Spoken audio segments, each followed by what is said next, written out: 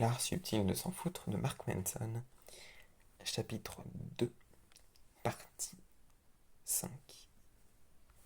Et la dernière, je crois. Choisis tes combats.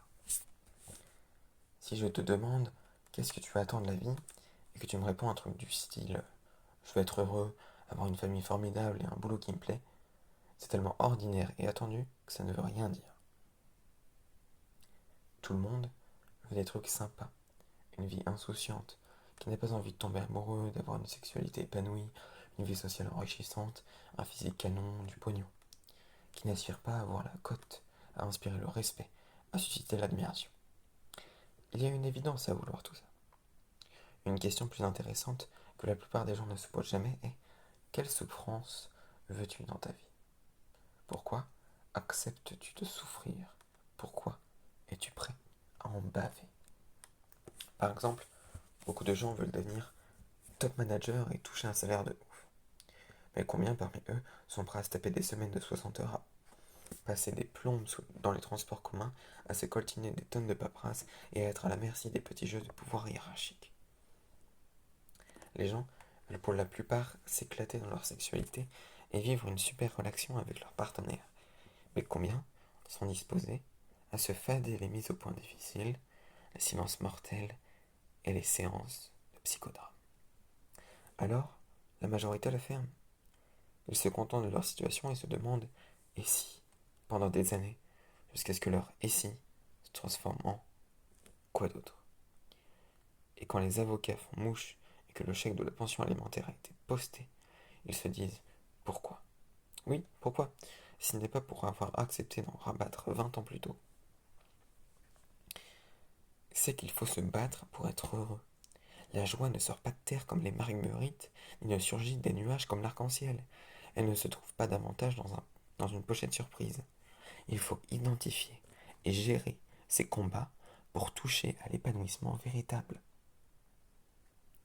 Obtenir une satisfaction durable et conférer du sens à sa vie, que tu souffres d'anxiété, de solitude, d'un toc ou d'un connard de patron qui te pompe l'air à la moitié de tes heures de veille 5 jours sur 7, la solution est de consentir à l'expérience négative et de t'y engager à fond au lieu de la contourner en prenant tes jambes à ton cou. Qui n'a pas envie d'avoir un physique de rêve? Sauf que tu ne l'obtiens pas sans passer des heures au gymnase, sans calculer tes rations alimentaires et apport calorique 355 jours par an.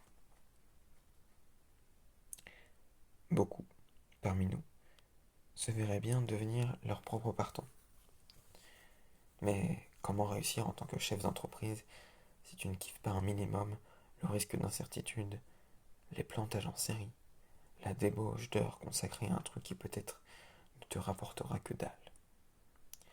On aspire, plus ou moins tous, à être en couple et être autant que possible heureux. Mais au bout du compte, tu n'attires ni ne retiens le ou la plus géniale des partenaires si tu ne goûtes pas, un tant soit peu, les zones de turbulence à traverser pour dépasser les blessures narcissiques, supporter les tensions et fixer un téléphone qui ne sonne pas. Ça fait partie du jeu de l'amour. Aucune chance de gagner si tu ne joues pas. Ce qui détermine ton succès n'est pas qu'est-ce qui te fera plaisir. On y répond quasiment tous la même question, toute la même chose. La question pertinente est quelle souffrance veux-tu enterrer? Alors, cher auditeur, quelle souffrance veux-tu endurer?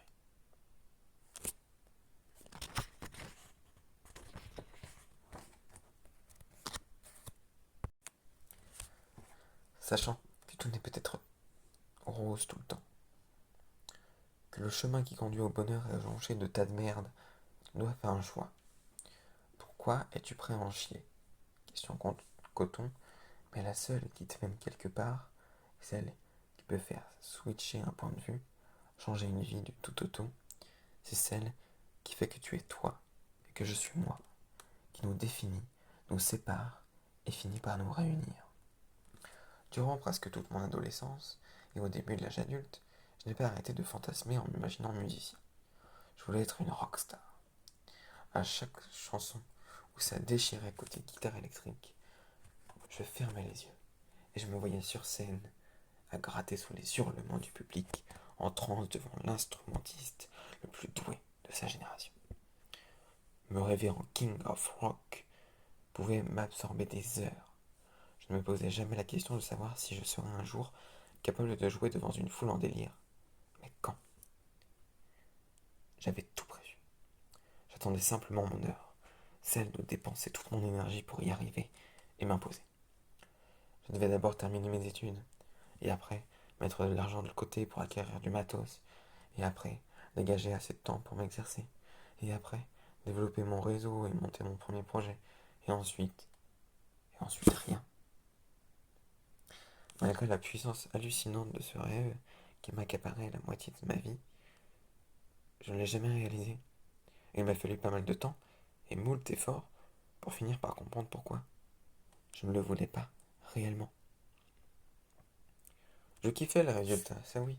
L'image de moi sur scène me défonçait à jouer, les gens m'applaudissant, mais ne kiffais pas assez le chemin pour y arriver. Et à cause de ça, je me suis rétamé. Putain, je n'ai même pas travaillé assez dur pour échouer. Je n'ai tout simplement même pas essayé pour tout dire. La corvée quotidienne de la pratique, devoir se démener pour trouver un groupe et répéter, ramer pour dégoter des concerts et attirer du public, les cordes qui cassent, l'ampli à lampe qui rend l'âme, trimballer 20 kilos de matériel sans bagnole. C'était toute une montagne, cette chimère, toute une ascension pour accéder au sommet. Et ce que j'ai mis longtemps à découvrir, c'est que je n'aimais pas trop grimper. C'est juste que ça me plaisait d'imaginer le point culminant. En langage d'aujourd'hui, on dirait que je me suis loupé, que je suis un dégonflé ou un loser, que je n'en avais pas assez entre les jambes pour ça, que j'ai tourné le dos à mon rêve pour céder aux pressions sociales. La vérité est nettement moins intéressante que toutes ces ratiocinations. La vérité, c'est que je pensais vouloir quelque chose que je ne voulais pas en réalité. Fin de l'histoire. Je voulais la récompense et pas les efforts. Je désirais non le combat, mais la victoire uniquement. Et la vie, ça ne marche pas comme ça. Jamais. Pour savoir qui tu es, tu dois savoir pourquoi tu es prêt à te battre. Les gens qui prennent du plaisir à s'entraîner pour avoir un corps d'athlète, des abdos en tablette de chocolat, sont sans surprise ceux qui pratiquent le triathlon et soulèvent 50 kilos en développé couché. Les gens qui apprécient les contraintes et les incertitudes de la condition d'artiste sont aussi ceux qui l'expérimentent et en vivent. Ce n'est pas une question de volonté ou de courage. Il ne s'agit pas non plus de faire la morale sur la mode. On n'a rien sur rien. C'est juste le B à bas de la vie. Tes combats conditionnent tes réussites. Tes combats conditionnent tes réussites. Regarde, c'est une spirale ascendante qui ne s'arrête jamais. Et si tu penses que tu as le droit de faire une pause, à un moment donné, j'ai bien peur que tu n'aies pas pigé le truc. Parce que la réjouissance réside justement dans l'action même d'escalader la pente.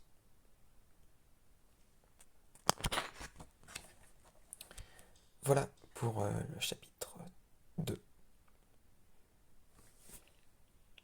Au chapitre suivant.